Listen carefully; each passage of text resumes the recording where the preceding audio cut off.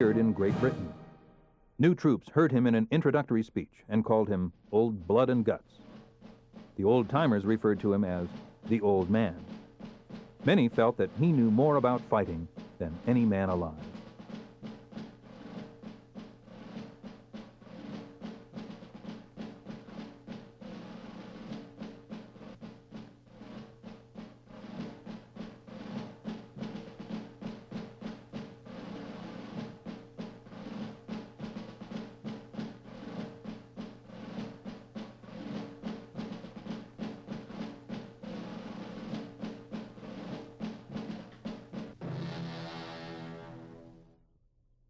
On D-Day, behind Bradley's First Army, another army assembled, Patton's Third. With plenty of armor, this outfit was like its commander, fast, hard-hitting, spirited, spectacular. From the Cherbourg Peninsula began a rolling advance, an all-out smashing attack, a Patton version point.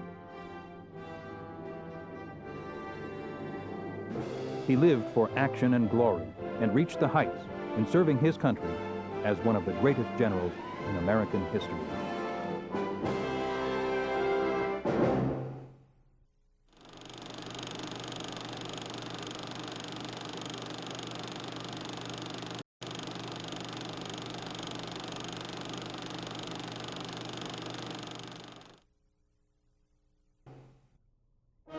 June 1945. Dwight David Eisenhower returns to his hometown a true war hero. The man who led the greatest armada in the greatest war America had ever fought was returning home, and the warmth with which the people of Abilene, Kansas greeted this distinguished general reflected the deep joy of a nation approaching peace again. Some of it was the kind of welcome any hometown might give a favorite son who had done a good job. But more than anything else, it was a tribute, a gratitude felt in every corner of the Allied world, no less than in Abilene, towards a man who led the free world to its victory. It was a great war with many battles and many triumphs, but it found its symbol in one day above all others. D-Day, June the 6th, 1944.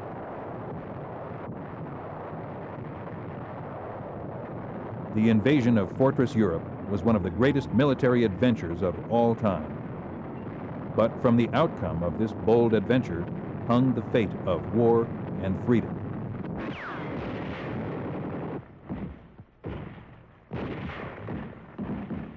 It was because so much of man's hope had been bound up in the success of this adventure that the architect of that success found the hearts of the people open to him from Europe to Abilene, the town of his boyhood, where the adventure of Dwight D. Eisenhower the man began. The Eisenhower Museum in Abilene is visited daily by citizens from all parts of the country, ranging from dignitary to schoolboy. Inside the museum, the life of Dwight Eisenhower, boy and man, is depicted in a series of murals. From infancy, that life had the flavor of grassroots America. Eisenhower was born in 1890 in Denison, Texas, of parents whose families had migrated to Pennsylvania from Europe and thence to the American Midwest. Young Eisenhower's parents had lived in Abilene before his birth, and it was Abilene, once the wild town at the end of the Chisholm Trail, now a peaceful village of the plains, to which they returned when he was an infant. And it was here that he grew to maturity through a childhood that was active, eager, and happy. An experience shared with devoted parents and spirited brothers, a childhood as rich in the important things of life as ever graced the development of any man. It was an active boyhood in which sports played an important part. He excelled at baseball, both in school and on a vacant lot next to his home. But football was his first love, and his high school coach called him the most outstanding tackle in the valley. Dwight D. Eisenhower's home overflowed with patriotism as well as faith. and of respect for things of the mind.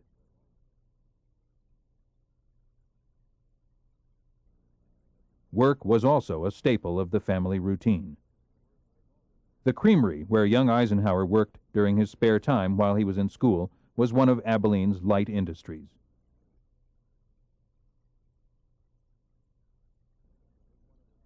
In this way, and by these standards, young Dwight Eisenhower grew to a manhood the world would one day know well. He was 20 when he left Abilene for the military academy at West Point.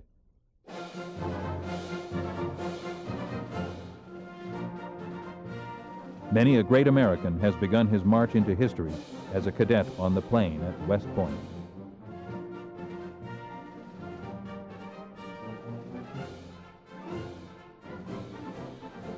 Eisenhower was graduated from the military academy in 1915 and commissioned a second lieutenant of infantry.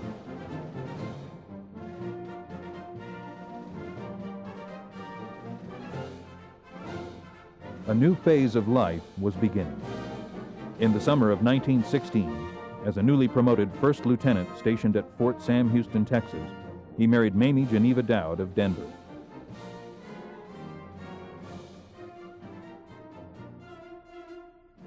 Events in Europe were forging a new phase of life for the entire world. World War I gave many a future general his first experience with combat, but young Eisenhower was not among them.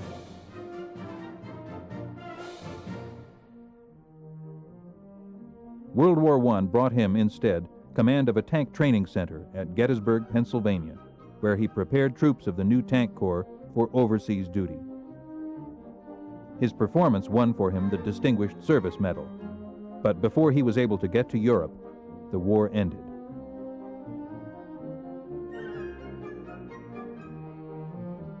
In the late 1920s, after graduation from the Command and General Staff School, Major Dwight D. Eisenhower was assigned to France to prepare a guidebook on American battlefields in Europe. It was his first direct experience with that continent. With the 30s came other assignments, climaxed by service under General Douglas MacArthur in the Philippines. For 4 years, he worked with MacArthur, who was Commander-in-Chief of the Philippine Army, to help the Commonwealth government work out a plan for its military defense. Ordered back to the States in December 1939, Lieutenant Colonel Eisenhower went to Fort Lewis, Washington as executive officer of the 15th Infantry Regiment.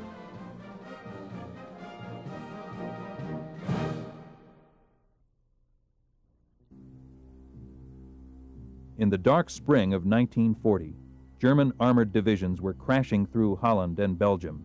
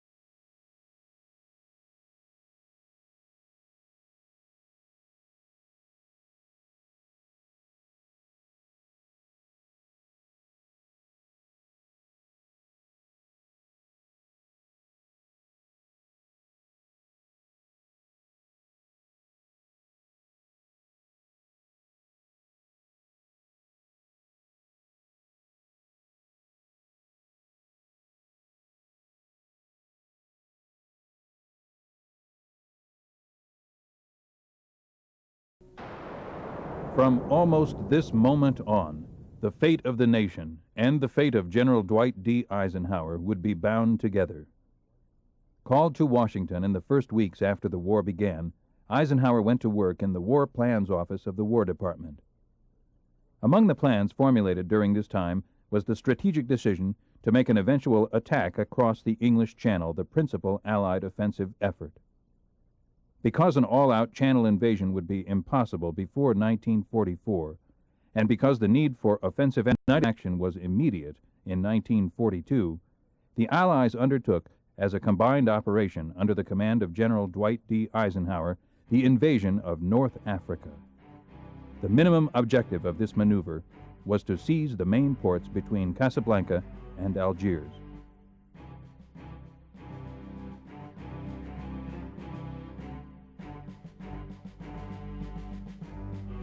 Along the rim of the North African coast, troops were ashore in late November, encountering little real resistance in the Algiers area to a strong, ongoing battle at Casablanca.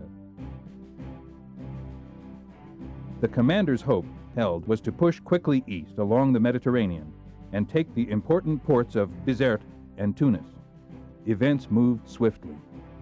To Algiers came General Anderson, commanding the British First Army.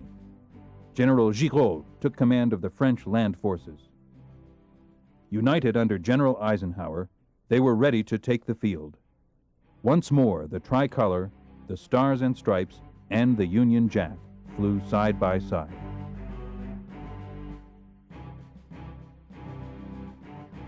But the enemy had lost no time. Across the Mediterranean, by sea and by air, he was pouring men and equipment into Tunis. Despite this, the Allies were determined to start the campaign at once, hoping to reach the distant cities before the enemy's grasp had become too strong. The Allies managed to fight their way across the desert to the Tunisian border, but then the German attack almost forced them back into the desert. From the skies, a bombardment which caused great damage to the Allied effort.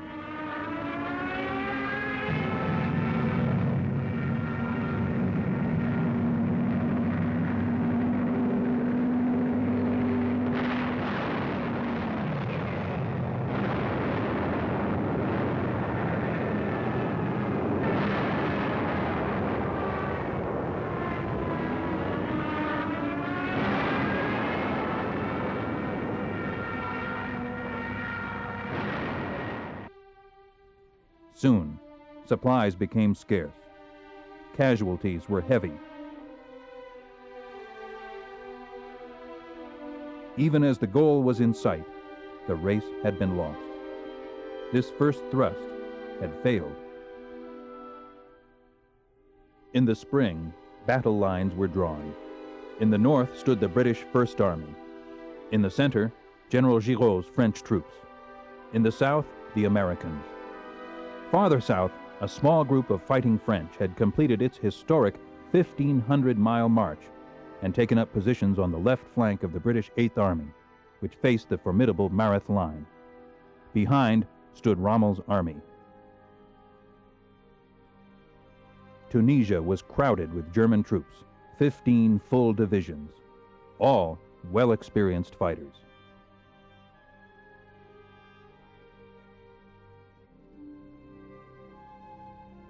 They were battle-wise veterans of Poland, France, the Baltics. Together with 7 Italian divisions, they were armed with the most modern types of equipment, including the newest fighters and bombers of the German Luftwaffe.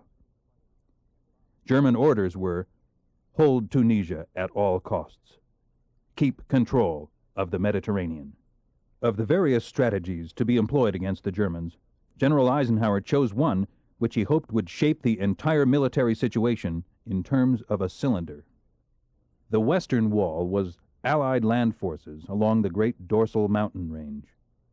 The northern and eastern, Allied air and sea power concentrated in the Mediterranean. The seaports of Tunis and Bizerte were to act as the intake valve through which those enemy troops who escaped the devastating impacts of planes and submarines based at Malta were to be sucked into the cylinder. At the bottom of the cylinder stood the powerful British Eighth Army, to serve as the piston, which in its upward stroke would push the enemy into an ever smaller space. Still in possession of the Nazis were certain high hills to the west